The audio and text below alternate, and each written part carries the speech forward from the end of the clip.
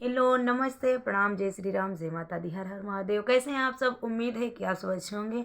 और आइए आप सभी के बीच में एक सुंदर सा मजाकिया गीत, ओनली मजाकिया गीत है। आप लोग इसे सीरियस मत लेना।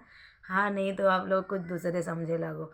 आइए सुंदर सा गीत आप लोग के बीच में। और कैसा लगा आप लोग कमेंट करके ज़रूर बताइएगा। और अच्छा लगे तो लाइक, कमेंट और सब्सक्राइब भी कर लीजिएगा चैनल को। आइए। पाँच फूलन के गजरवा हो, हमें नीको न लागे।